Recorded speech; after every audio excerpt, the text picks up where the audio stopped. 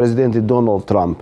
Dhe jam kureshtar di se çfarë thoni ju, si duhet i përqaset Kosova Shtetet e Bashkuara të Amerikës dhe a ka ndryshuar SBA-ja për shqiptarët dhe për Kosovën në përgjithësi. From the US toward Kosovo and Albanians in general.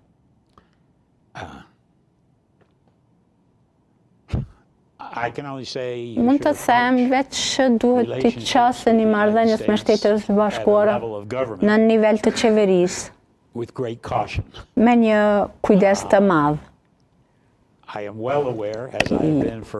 Jam shumë i vetëdijshëm, siç kam qenë për 27 vitet e fundit, për dashurinë për madhe të shqiptarëve të Kosovës ndaj Shtetit Bashkuar, siç e kam dëgjuar shumë shpesh, është njëri ndër me ndjenjen më të madhe të dashurisë dhe të çmimit të vlerësimit për Shtetet Bashkuara nga populli i Kosovës. Gjendja tani është e vështirë për të përshkruar. Jam i shqetësuar nga ajo që ka ndodhur në Ukrainë, Rusia që përpiqet që të shtrijë influencën e vetë, ndikimin e vetë. Jam i shqetësuar për Kinën dhe për shkrimin e vetë të marrëdhënieve me Tajvanin. Shqetësohem që këto vende shprehin dëshirën për të marrë, për të shtrirë territorin dhe ndikimin e tyre në fëqinet në vend.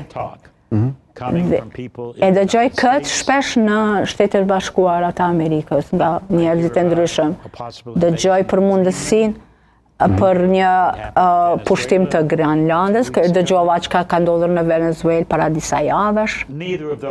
Asnjë nga këto nuk përfaqëson ajo çka unë mendoj se është politikë e admirueshme ose qëndrimi i admirueshëm i politikës së jashtme të Shtetit Bashkuara. Dhe leadershipi ynë shpesh i përshkruan këto se kjo është sfera jonë e ndikimit. Ky është vendi i Shteteve të Bashkuara të Amerikës i ndikimit në hemisferën perëndimore dhe kjo më frikëson dhe mendoj se duhet që të jetë edhe çështje që e shqetëson qeverinë dhe popullin e Kosovës. Çfarë ju sugjeroni të bëjnë? What do you suggest? Ju të bëjnë kujdes, po si ti qasin? You said be cautious, but how? Është koha që ka shumë edhe koha që ka shumë spekulime, zoti Walker. Shembull është folur që shqiptarët nuk kanë mbështetje kaq të madhe sa kanë patur, ndërkohë që Serbia ka vijuar më tutje me një qasje më agresive diplomatike në mandatin e zotit Trump. A ka diçka të vërtetë këtu apo janë spekulime më shumë? Çfarë i sugjeroni qeveritarëve kosovarë ose drejtuesve të institucioneve, si ti përqasen Amerikës? Amerikës së re. Keni plotësisht të drejtë, mendoj se janë disa që kanë ndërruar jetë, apo edhe më të vjetër se unë, që pothuajse e pamundur që të paramendohet, që kanë qenë miq të mëdhenj të Kosovës. Elliot Engeli, kongresmeni, ai ka bërë sa ka mundur në Kongres. Senatori Dole, dhe ai ka qenë shumë pro Kosovës. Nuk mund të them me emër askët tani në Kongres. Por e di që janë disa që respektojnë shumë atë çka është bërë këtu në promovimin e demokracisë. Por janë vetëm një grusht i vogël i kongresmenëve amerikanë. E di që qeveria Thaçi, qeveria tanishme, qeveritë tjera kanë punësuar lobist, kanë shpenzuar para për të promovuar imazhin pozitiv të Kosovës. Mendoj se Serbia ka shpenzuar shumë më shumë para për të punësuar lobistët e tyre, shumë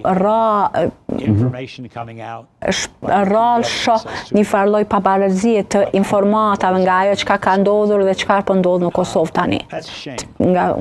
Pra edhe kjo është për të ardhur keq, sepse do kisha që ambasadat të kenë më shumë të punësuar, që gjithë ata të kosovarë të ri, që flasin anglisht, frëngjisht, gjermanisht, që të kenë mundësi që të shkojnë dhe të tregojnë botës, jo si lobist, por si përfaqësues të popullit të Kosovës, se çka është Kosova? Pse kemi shpallur pavarësinë? Çka po bëjmë tash? Përse mund të dëshmojnë në mënyrë të vendimtare se ky është një shtet shumë demokratik? Pse nuk jemi antari i Kombeve të Bashkuara? Mendoj se duhet të bëhet shumë më shumë.